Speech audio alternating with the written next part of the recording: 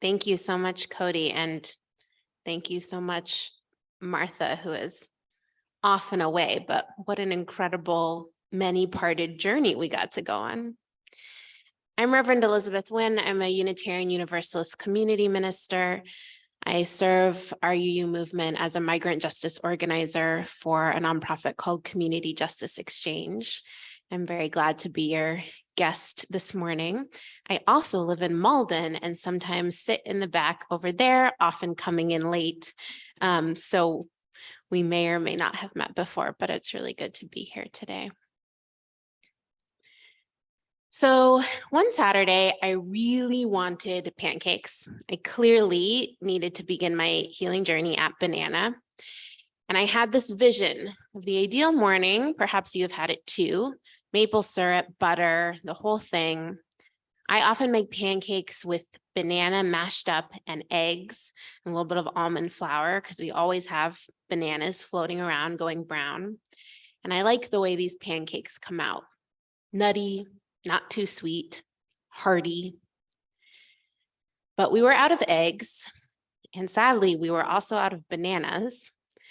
And in case I was thinking of making classic pancakes, we were also out of milk. But I had a vision, and I would not be stopped. I vaguely remembered that flaxseed and chia seeds can substitute for eggs, and for reasons that have to do with a dear housemate, multiple houses back, former girlfriend who was vegan, we had inherited a ton of flaxseed.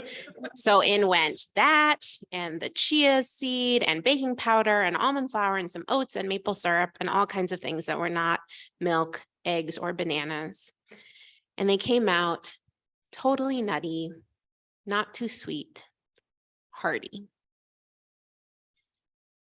There's so much in this world in need of healing, in our own hearts, in our daily lives, in the wider world. And we are all healing in motion. Sometimes we have all of the blocks to pick from, every coping tool that we could want. And sometimes we're healing from the ingredients in the cupboard, which are maybe not the ones we would have picked. We are healing in motion with all of the mundane, ordinary, extraordinary things of our lives. For many of us, healing is an act of faith. It's pointing all those blocks, all those practices toward a vision for our community and our spirits and our world, toward the idea that a more whole and healed life exists for ourselves and our communities, even if we have never experienced it ourselves or only experienced little bits and pieces. Healing for me these days is mostly about forging a place out of all of these complicated ingredients to provide real nourishment, not pain that is redirected or deflected, but things that feed our bodies and spirits. Joy Harjo's words from her poem, "The world begins at a kitchen table. No matter what, we must eat to live. The gifts of earth are brought, prepared, set on the table. So it has been since creation, and it will go on." I remember those Saturday pancakes so clearly, because as I slid that miracle pancake onto a plate and poured maple syrup on top, I got a text from a friend that a dear comrade in the work around immigration justice had taken his own life. And it was a moment of pain and shock and fear and wondering what healing really means. It was early in the pandemic, before vaccines, and I confess we all got in the car immediately, drove to where he had been living, hugged everyone who lived there, and held on tight. The writer Indi Samrajiva, in his essay, "I Lived Through Collapse," talks about his experience of living through the devastation and mundanity of the Sri Lankan Civil War. and the devastation and mundanity of living in the US. He writes, I lived through the end of a civil war. I moved back to Sri Lanka in my 20s, just as the ceasefire fell apart. He says, do you know what this was like for me? Quite normal. I went to work, I went out, I dated. This is how it happens. The numbing litany of bad news, the ever-rising outrages, people suffering, dying, protesting all around you while you think about dinner. Or when someone you love dies while you're making pancakes. Samrajiva says, what you're feeling is how it feels. It's Saturday and you're thinking about food while the world is on fire. This is normal. This is life. I have another breakfast food story to share. In this one, my father is fleeing the war in Vietnam, and he's on a plane full of other Vietnamese refugees, leaving a refugee camp in Guam to come to the US. And they are being served waffles. And the story goes that there's all these people on this flight and no one has any idea what a waffle is. There's these little geometric squares that look like cardboard and packets of gooey syrup, far from the pho and sticky rice that makes up many Vietnamese breakfasts.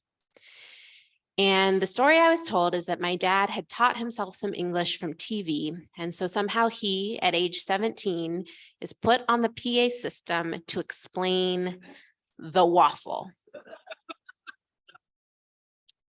And so he did, to a plane full of people who had suffered and fought and witnessed so much death and loss and also needed to eat. You pour the syrup on the tiny squares and you cut it up and it's food. The world is on fire and we have to eat. We've been handed quite the mix of ingredients. Many of us right now are experiencing some of the mix that Samrajiva talked about. We go to work, we go out, we date, we take care of people, we're cared for. We witness suffering and death. We protest the assaults on the rights of trans people and young people and voting people and people who can get pregnant. And we protest the assaults on the right to protest. And we think about dinner. We put on masks because of viruses and fire and tear gas. We reach out to elected officials about the future of this country. We text our loved ones to see how they are surviving. We navigate this ongoing pandemic as best we can. We take chances we regret chances we did not take. This is how it feels, trying to heal our way through, navigate our way through with what we've got, with what we're finding in the cupboards. The cookbook author, Tamar Adler, has a beautiful book called An Everlasting Meal. In it, she writes, but cooking is approached from wherever you find yourself when you are hungry. There should be serving and eating and storing away. There should be looking at meals' remainders with interest and imagining all the good things they can become. She goes on, I only mean to show what cooking is. An act of gathering in and meeting out. A coherent story that starts with the lighting of a burner, the filling of a pot, and keeps going as long as we like. So our end, I think, is clear. If our meal will be ongoing, then our only task is to begin. It's looking at what we're working with and figuring out how to heal and navigate with the ingredients that we've been given. Probably not the ones we would have picked for this moment, but the ones we have. It's not backing down from what is in front of us, even if we really wish it were different. It's saying, screw it. There's no eggs and no milk, and getting to work with what we have. Because we don't have nothing there in the cupboards. We have so many blocks. We have people who will never let us go it alone. We have hard-earned lessons about what it takes to survive and thrive. We have mistakes and grit and sorrow and anger, and we have faith and hysterical laughter and walks in the woods and bananas and shark tooth and songs. We have deep breaths and reaching out even though we really don't want to, but we know we really need to. We have grace and patience and urgency. We have fierce commitment, and we have pancakes. We have what nourishes us even on the most horrific days, in the most ordinary and extraordinary times. Harjo's words, we have given birth on this table, and we have prepared our parents for burial here. At this table, we sing with joy, with sorrow. We pray of suffering and remorse. We give thanks. A beautiful, crowded table. Anywhere we can feed each other can be a moment of healing. Any moment we nourish ourselves or each other in the midst of awfulness can be a moment of healing. Anytime we look at the ingredients we are given and make something that feeds instead of giving up or passing on our pain can be healing.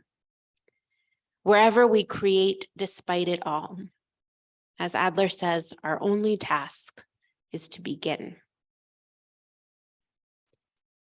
I learned that my late grandmother Nguyen had written a cookbook 40 years ago in 1980. Something I had never heard about growing up. My same grandmother who had taken that plane and learned what a waffle was. She wrote the cookbook about Vietnamese food for American families who opened their home to my family and other families sponsoring refugees after the war. And the foreword of the cookbook reads, many American sponsors, while awaiting the coming of their Vietnamese families, expressed a real concern over the problem of food. They were eager to know what kind of food Vietnamese people usually eat, what difficulties they have in adjusting to American food. Well, we can say at once that like any other people throughout the world, we eat all the edible things if we can get them. Economic necessity is the main factor that dominates our eating habit. In peacetime, when food is plenty, we cook what we like. But during wartime, when food is scarce, we should be content with what we can lay hands on. I don't know who we'll be through these months and years. I don't know how we'll transform and what we'll live through or where it will find us. I know that we will keep cooking from what we've got, from, as my grandmother wrote, all edible things. Keep creating in the face of it all, keep nourishing each other with the ingredients we have. And that act of creating out of what we have is for me an act of healing. Nourishing each other, even when the ingredients we have are so not what we want. This pandemic, systems of violence and oppression that hurt so many of us, injustice and hurt at big and small scales. Harjo again, perhaps the world will end at the kitchen table while we are laughing and crying, eating of the last sweet bite. We have many ingredients we can gather in and mete out, burners to light and pots to fill. What are each of us creating despite it all? What are we beginning despite it all? What are we doing with the ingredients we're working with that one banana? For my grandmother, I imagine that writing a cookbook was an act of healing with what she had right then. She had lived through that war and the losing of a child to that war, and she was starting a life over she had never wanted to start over, in a new country, with a new language, with new foods, trusting total strangers to care for her survival as their own.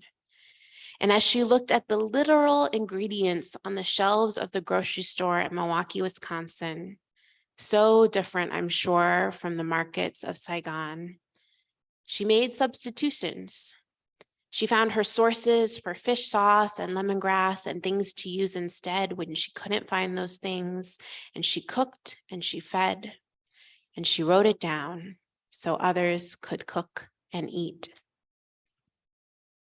Whether it's Saturday pancakes while a friend is dying or post-war pho, we heal from where we are, not from any other place. And we heal with what we've got in the cupboards. Let what we're cooking, what we're creating, be a source of healing for ourselves and our world. May it be so, and amen.